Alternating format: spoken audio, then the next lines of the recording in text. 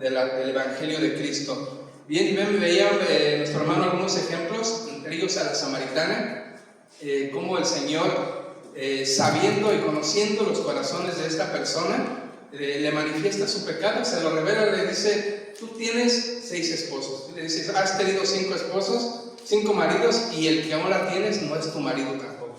¿Sí? Entonces le manifiesta que ella está viviendo una vida de pecado. ¿Sí? Y al manifestarle, al darle esa revelación de su vida, ella entiende que no es cualquier hombre. ¿Sí? Y él le ofrece agua abundante, ¿sí? El Espíritu Santo que puede morar en la vida de ella si ella le acepta, si le recibe. Y también veíamos un caso de la mujer adúltera, yo creo que todos lo recordamos, en la cual el Señor le dice, todos lo juzgaban a esta mujer, y después de que el Señor pone en su lugar a cada uno de los ahí presentes, de los acusadores, el Señor se vuelve a ella y le dice: ¿dónde están los que te acusaban? ¿Sí? Vete, ni yo te condeno, pero no peques más. ¿Sí? Con lazos de amor el Señor le manifiesta su bondad, ¿sí? Le manifiesta la buena nueva de salvación. De modo que en este tema, fíjense que a veces es un poco complicado, en el sentido de que muchas veces hablamos de cosas que tal vez entendemos, pero no las podemos explicar. ¿Sí? Y uno de esos es el tema del pecado. ¿Por qué? Porque podemos hablar muchas veces de personajes, porque un personaje tiene carácter, tiene personalidad, tiene hechos en su vida de los cuales se pueden hablar, pero cuando hablamos del pecado hablamos de algo intangible. Así como decimos que tenemos amor y nunca preguntamos: ¿pero qué es el amor? ¿Sí? Nunca preguntamos: ¿qué es la envidia? Porque no la veo. Veo que se manifiesta la ira, pero la ira en sí, ¿dónde está? ¿Cómo es? ¿Qué apariencia tiene? De igual manera el pecado. El pecado viene a ser de alguna manera un misterio para nosotros, porque nosotros hablamos del pecado cuando es consumado, cuando es llevado a la obra, y es importante nosotros conocer todo lo que tiene que ver con este concepto del pecado, porque debemos actuar como, no sé si ustedes se han dado cuenta, en una pelea de box, cuando un boxeador va a pelear con su contrincante, que lo tiene en vísperas de enfrentarse a él, ellos lo analizan. Ahora en esta época de que todo se graba, ellos ven videos de sus peleas anteriores y empiezan a ver los estragos tal vez que hizo en algún otro contrincante, empiezan a ver qué ha hecho aún en otros más del pasado, de manera que logran estudiarlo y saben lo que le puede esperar cuando llegue el momento de enfrentarlo a él. Así también nosotros debemos de saber qué antecedentes tiene el pecado desde el punto de vista bíblico y saber y ser conscientes de a qué nos estamos enfrentando. Bien, por ejemplo, el tema, de hecho, se llama la solución al pecado del hombre, y es por darle un tema porque en sí nosotros, que de alguna manera hemos tenido contacto con las Escrituras, sabemos que una solución como tal, de momento, no se puede decir que exista. ¿Por qué razón? Sabemos que somos libres de los efectos del pecado, del poder del pecado en quien ha recibido a Cristo. Si ya no tiene poder sobre nosotros, consecuencias de una eternidad fuera, separados de Dios, ¿sí? Pero ese pecado sigue manteniéndose dentro de nosotros. Ahí en el libro de Santiago hablábamos acerca de la concupiscencia que está en el ser humano. ¿Sí? Mientras estemos en esta vida, mientras estemos en este cuerpo, esa concupiscencia estará en nosotros. Bien decía el apóstol Pablo, dice: es el pecado que mora en mí. Y aún como creyente, aún con el Espíritu Santo dentro de él, el pecado sigue morando dentro del ser humano. Y parte de lo que podemos nosotros analizar respecto al pecado es seguirle la huella, ¿sí? Desde su primer estrago que hizo, y nosotros sabemos que lo hizo en el huerto del Edén. Y es interesante notar que tan solo en este primer libro del Génesis vemos que de una manera muy rápida, muy consecutiva, bueno, sabemos que de un capítulo a otro transcurren tal vez a veces cientos de años, pero hablando del libro en sí, vemos que de una manera consecutiva el pecado va haciendo estragos en el hombre, va haciendo estragos en la humanidad. Número 1, Génesis 3, vemos el primer pecado manifestado en nuestros primeros padres, Adán y Eva. Consecuencia, expulsados no solamente del huerto. Si hubiese sido únicamente la expulsión del huerto, en sí no tendría mucha relevancia. El asunto es que fueron expulsados no solo del huerto, sino de la presencia misma de Dios. Recordemos que la presencia de Dios dice que se movía dentro del huerto, de modo que podían entablar una comunicación directa con Adán y Eva y el Señor Dios. Y vemos ahí enseguida en el capítulo 4, rápidamente un capítulo adelante, vemos el primer suceso escandaloso, vamos a llamarlo así, de pecado, con el primer asesinato dentro de una familia. El pecado manifestado en Caín, matando, dando muerte a su hermano Abel. Y apenas 2 capítulos después, y aquí es interesante notar dos pasajes, Génesis 6 y Génesis 13, se ve ya la manifestación, los estragos del pecado a una escala mucho mayor. Génesis 6:5 dice, si lo quieren buscar,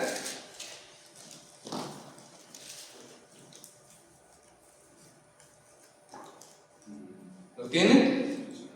Génesis 6:5 dice, y vio Jehová que la maldad de los hombres era mucha en la tierra, y que todo designio de los pensamientos del corazón de ellos era de continuo solamente el mal. No lo busquen. Génesis 13:13 dice, mas los hombres de Sodoma eran malos y pecadores contra Jehová en gran manera. Vemos que ya el pecado no nos está hablando la escritura de un personaje así.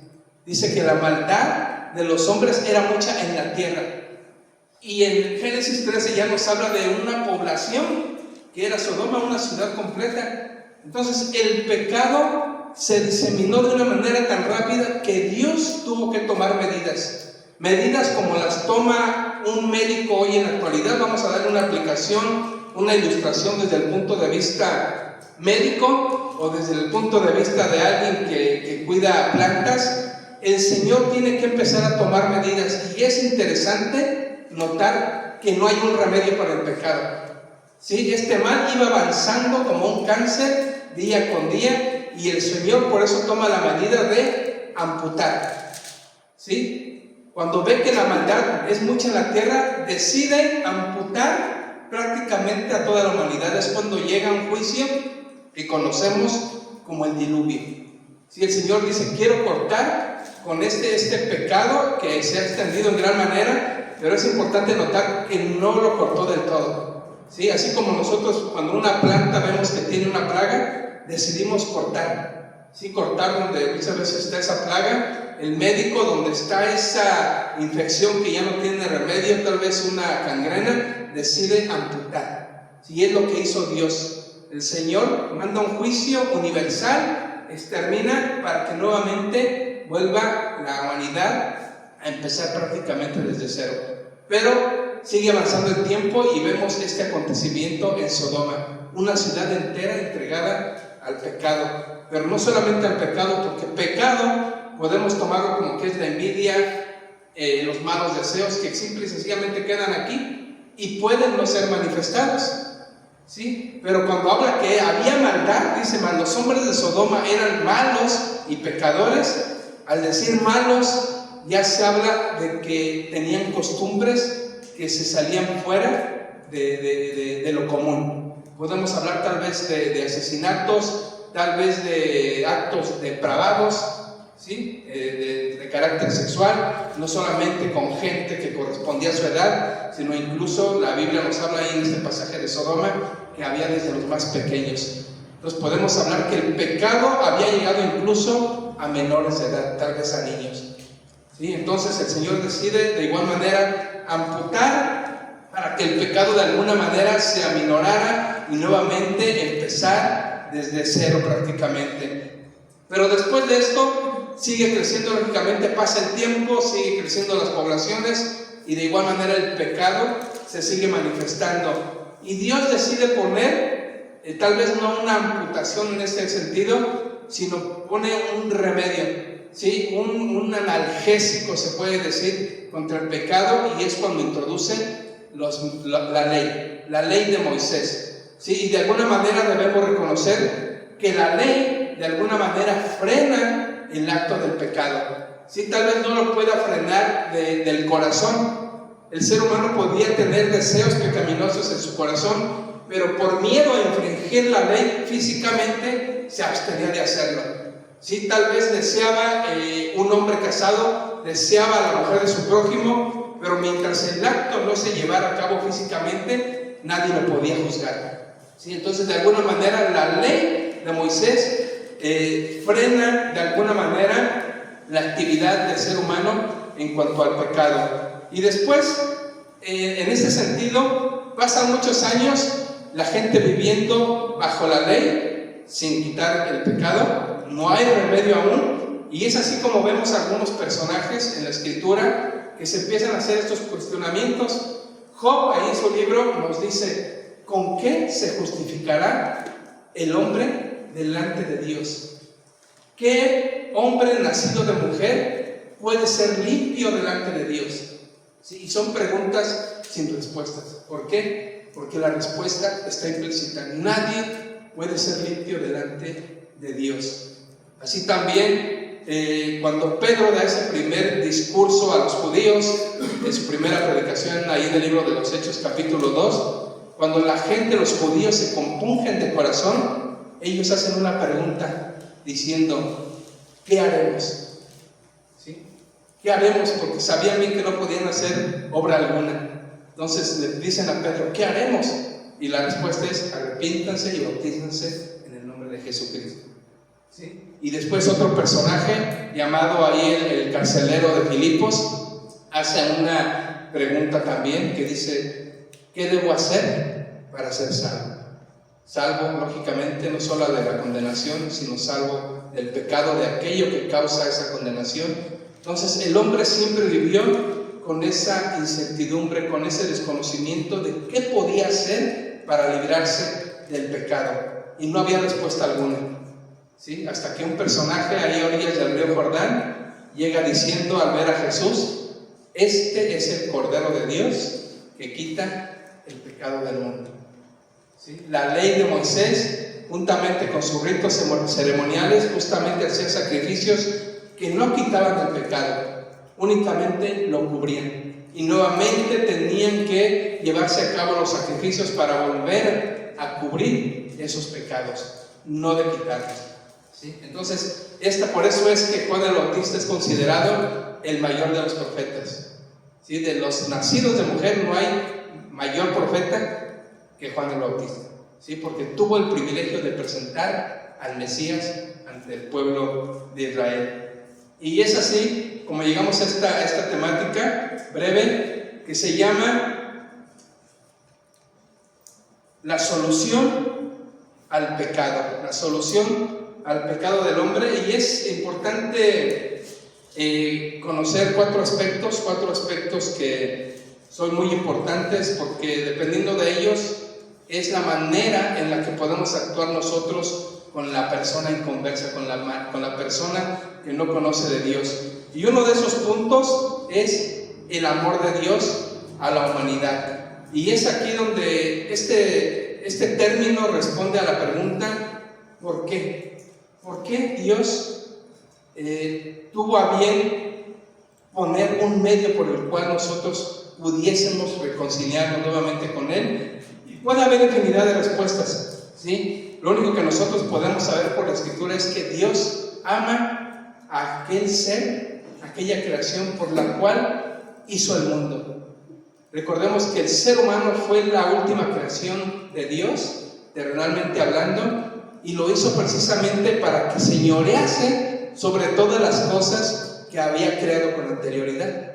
De manera que al caer ese hombre al cual Dios había puesto como mayordomo de la creación terrenal, pues lógicamente el Señor amaba mucho a esa criatura, ¿sí? De manera que el Señor se dispone a poner un medio para que pudiese nuevamente recobrar la comunión con Él. Y es así como nosotros tenemos un verso muy conocido que es Juan 3:16, y es interesante ver este versículo porque prácticamente en este verso se concentran todos los ingredientes o todos los que participan en el plan de salvación.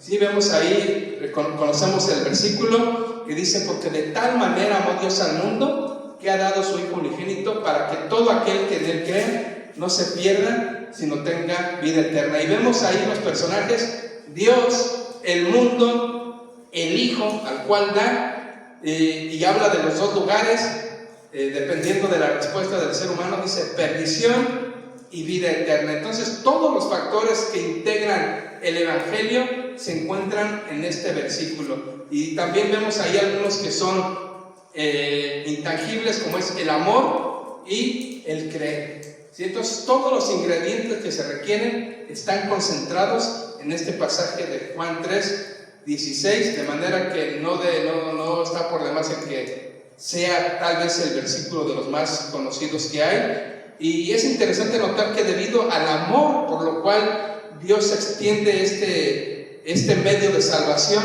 lo hace sin ningún tipo de condición.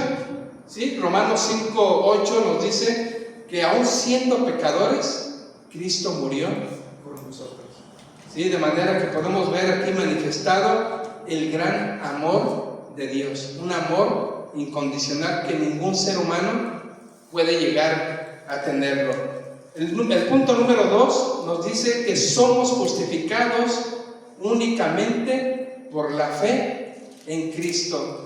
Y esto, tristemente, para muchas personas que han buscado la manera de reconciliarse con Dios mediante las obras, mediante, tal vez es increíble, pero muchas veces mediante el mismo dinero. Recordemos el caso que llevó al surgimiento y a la manifestación de Martín Lutero, que fue precisamente porque la gente estaba tratando de llegar al cielo, de ganarse la gloria con dinero, mediante las indulgencias. De manera que la Escritura es bien clara cuando nos habla de que solamente la justificación es por medio de la fe en Cristo Jesús. Y ahí tenemos esta cita de Romanos 3:20 que nos dice que por las obras de la ley ningún ser humano será justificado delante de él. Entonces todo intento humano que pudiese hacerse es infructuoso. Si nadie podría irse al cielo mediante las obras. Y tenemos el pasaje muy conocido de todos nosotros, que está ahí en Efesios 2:8-9, que nos dice que por gracia sois salvos por medio de la fe. Dice: y esto no de vosotros, pues es don de Dios. Y algo muy importante, que no es por obras para que nadie se gloríe. Si nadie puede llegar al cielo con su moral de obras y decir: yo estoy aquí también no solamente porque creí en ti, mira, aquí están las obras que vienen conmigo. ¿Sí? Eso es algo que no puede ser nunca de los nunca. Punto número 3, el llamado al arrepentimiento. Esta palabra arrepentimiento es importante tenerla en cuenta, porque muchas veces la confundimos con un término que es el remordimiento. Recordemos que aún en el huerto de Edén, cuando pecan Adán y Eva y el Señor los confronta, vemos que Adán no tiene empacho en confesar su pecado. Él confiesa lo que ha hecho juntamente con su mujer, pero no hay arrepentimiento. ¿Sí? No hay ningún vestigio bíblico de que se haya arrepentido. Únicamente vemos que hay reproche. ¿Sí? La mujer que me diste, por su culpa fue que he caído yo también. ¿Sí? Entonces está lejos de manifestarse un arrepentimiento en el primer hombre. Vemos otra actitud en la cual Judas, quien entregó al Señor, también confiesa su pecado. Cuando regresa a las monedas, dice: he entregado sangre inocente, pero no se arrepiente. ¿Sí? Y si hubo ese arrepentimiento, fue ante las personas menos indicadas, fue ante los sacerdotes. ¿Sí? Uno dice, es donde entran los hubieras. Si hubiera ido a Cristo, ¿qué hubiera pasado? ¿Sí? Entonces, pero bueno, bíblicamente no está, únicamente está que Judas confiesa su pecado, pero no hay arrepentimiento en él. Y es importante todo esto porque arrepentimiento es una palabra que significa cambio de mente, cambio de actitud. ¿Sí? Entonces es cuando podemos ver enteramente cuando una persona, aún de una manera visible, puede mostrar el arrepentimiento, no solamente para con Dios, sino aún el ser humano puede distinguirlo. Sí, hay una cita ahí en el libro de Proverbios que nos dice, Proverbios 28:13, que dice que el que encubre sus pecados no prosperará, mas el que los confiesa y se aparta alcanzará misericordia. Entonces, el acto de arrepentimiento es un cambio de mente. Sí, yo puedo seguir en el camino de pecado, sí, puedo tener remordimiento, pero sigo en esa misma dirección. Y el cambio de mente es dar media vuelta. Sí, está ya el pecado, hay un cambio de actitud en mi persona, en mi mente, en mi corazón, y doy vuelta atrás. Sí, ahí no podemos decir que el giro de 360 grados, porque los 360 grados me regresan al mismo lugar. Sí, entonces sería, ¿cuántos?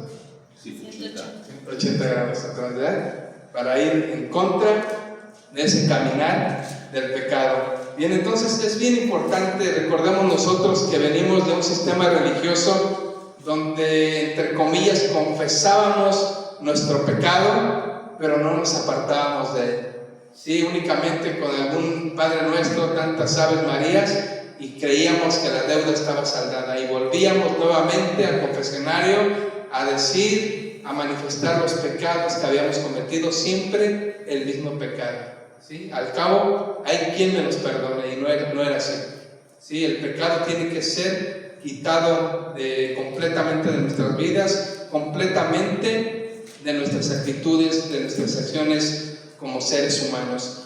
Y número 4, tenemos que tener en cuenta también este factor que es la invitación a tomar una decisión. Y es aquí donde es un poquito complicado el entender este punto, por una razón: nosotros no conocemos el corazón de las personas. Sí, nosotros en un tiempo, en una de las iglesias donde estuvimos, los domingos, al terminar el primer servicio de la mañana, salíamos a la Alameda, allá del centro de Querétaro, a compartir el Evangelio, y dentro de todo el proceso que llevábamos en el compartimiento de la palabra, siempre, sin dar lugar a no hacerlo, siempre al final hacíamos la invitación de que si querían recibir al Señor en sus corazones. Y yo les hago una pregunta: ¿quién iba a decir que no? Todo el mundo decía que sí. Sí, es solamente una persona muy especial pudiera decir que no. Sí, o sea, todos, ya sea por no ser groseros, por terminar rápido aquella conversación, la gente nunca decía una negativa. Y es aquí bien importante este punto. ¿Por qué razón? Porque tal vez podamos nosotros desperdiciar un parque. ¿Sí? Porque tal vez una persona que manifestó con sus labios el que sí recibía a Cristo,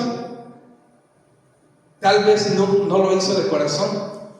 ¿Sí? Solamente fue para recibir, para salir de ese rato de diálogo con Él, para terminar con ese diálogo. Entonces, si en un futuro esa persona llegase nuevamente a encontrarse con otra persona que le compartiera el Evangelio y le hiciera esa misma invitación, tal vez él podría decir: es que ya hace unos meses atrás o hace unos años atrás ya había hecho yo esta declaración de que sí aceptaba a Jesús, pero resulta que esa primera ocasión no fue una decisión genuina. Entonces es ahí el peligro que se tiene. ¿Sí? De uno se goza con la persona que con sus labios dice: sí, le recibo. Llega a hacer uno la oración tal vez con esta persona, y de ahí en adelante empieza un trato como un nuevo convertido, siento que no lo es. Entonces es el peligro que puede enfrentar el llevar a los pies de Cristo a una persona mediante la invitación a que lo haga con sus labios. ¿Sí? Entonces es importante que nosotros conozcamos que el que hace la obra es el Espíritu Santo de Dios en esa persona. Yo recuerdo que precisamente este pastor, cuando hacía un llamado, después de alguna predicación, hacía el llamado a aceptar, a recibir a Cristo, las personas se ponían de pie o levantaban la mano, Y el hermano oraba por ellas, pero él siempre decía esto: Señor, yo vi manos, tú viste corazones. ¿Sí? Entonces es importantísimo el que cuando nosotros le hagamos esa invitación a las personas, tratemos de estar completamente seguros si esa persona se compungió de corazón, si esa persona verdaderamente puso el interés necesario en el compartimiento del Evangelio. Recordemos, nuevamente les digo, que es una labor del Espíritu Santo. Una manera visible de ver que una persona ha aceptado a Cristo, siempre lo he comparado con este ejemplo que les voy a dar. Cuando uno, quiero decir de joven, ¿verdad? Pero puede ser a cualquier edad. Cuando uno tiene o busca una relación con una persona del sexo opuesto, cuando quiere entablar un noviazgo con una persona y esta persona accede a tener esa relación, cuando esa persona dice sí, quiero ser tu pareja, quiero ser tu novia o tu esposa, la persona no dice, qué bueno, qué gusto me da, y se retira y ahí lo deja. No, esa persona, por ese interés y esa respuesta que obtuvo de la otra persona, eso lo va a llevar a seguir tras ella, a preguntarle a qué hora sales de trabajar, a qué hora sales de estudiar, cuándo nos vemos. Es decir, empieza a buscar una relación. De la misma manera, una persona que recibe a Cristo, si de verdad fue llevada a un arrepentimiento genuino, esta persona por sí misma, claro, tomando en cuenta el Espíritu Santo, esa persona por sí misma va a empezar a buscar de las cosas de Dios. ¿Sí? Una persona que acepta a Cristo y dice, sí, aceptó a Cristo, pero quién sabe a dónde se fue, ya nunca lo volví a ver. ¿Sí? Si es una persona que es de un lugar lejano a este lugar, como ejemplo, tal vez se pueda entender si esta persona es de otra comunidad o de otra ciudad lejana y lo entiende uno. Pero cuando uno le predica a una persona y accede a esa invitación y esa persona vive relativamente cerca, está en todo el decir si verdaderamente esta persona tuvo un arrepentimiento genuino. ¿Sí? Una persona a la cual una jovencita le dice, sí, quiero ser tu pareja. Es increíble, no se puede concebir que el novio no la busque, no concerte una cita, simplemente le dijo que sí y ya no la volvió a buscar. Así es el nuevo creyente. Si el nuevo creyente empieza a buscar de las cosas de Dios, empieza a buscar el lugar donde se congregan, donde se reúnen aquellas personas que le compartieron el Evangelio. ¿Sí? Entonces, es muy importante tener esto en nuestra mente, conocer y descansar en que es obra del Espíritu Santo.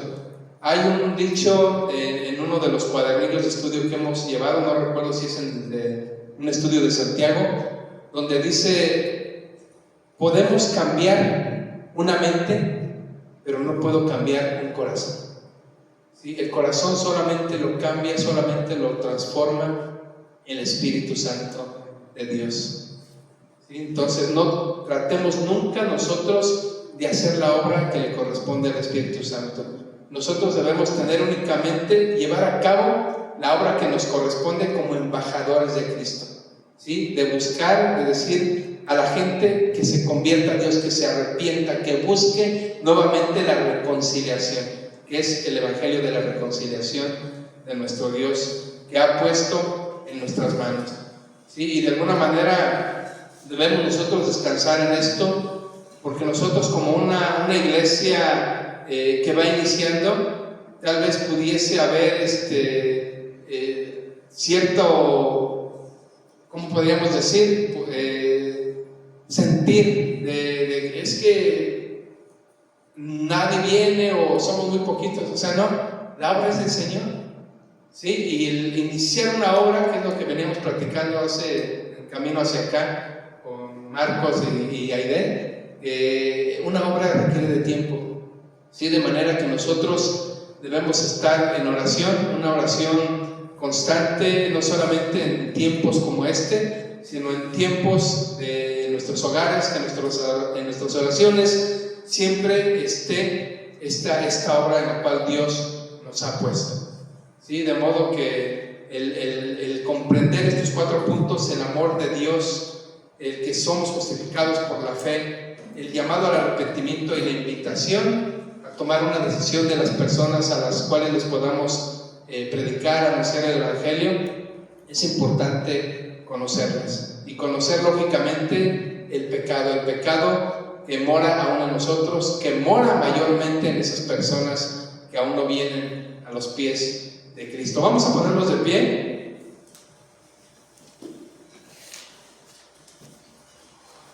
Y así de pie quiero leerles una cita.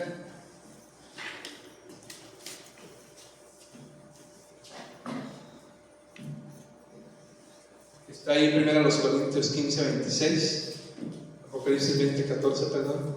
Dice: mientras tanto, tenemos que vivir aún combatiendo contra el pecado, ya que la muerte, que es su consecuencia, será destruida al final. Lo vemos ahí en la carta a los Corintios, en el capítulo 15, verso 26 y Apocalipsis 20, 14. Tenemos que tener presente que mientras la muerte siga teniendo vigencia, mientras siga haciendo estragos, también el pecado estará conviviendo juntamente con ella. ¿Por qué razón? Porque la Escritura nos dice en esta carta a los Corintios que el postrer enemigo que será destruido será la muerte, ¿sí? Y ya no va a haber muerte, lógicamente no va a haber aguijón, porque el poder del pecado es el aguijón de la muerte, ¿sí? Entonces ya en ese momento, cuando nosotros gocemos de glorificación, ya el pecado no va a tener ningún tipo de poder sobre nosotros. Pero mientras tanto, nosotros también, dice Pablo, teniendo en derredor nuestro tan grande nube de testigos, despojémonos de todo peso y del pecado que nos asedia y corramos con paciencia la carrera que tenemos por delante. Entonces, la labor que tenemos que hacer, hermanos, nosotros día con día es despojarnos de todo aquel peso de pecado que nos asedia día con día. Vamos a orar. Señor Dios, que estás en los cielos, en este momento te damos la gloria y la honra, mi Dios. Nuestro agradecimiento porque nos permites conocer al enemigo de nuestras almas, que no solamente es Satanás, sino el medio, mi Dios, que es utilizado para hacernos sucumbir, para seguir manteniendo en un camino de perdición a aquellas personas que viven en las tinieblas, en la oscuridad.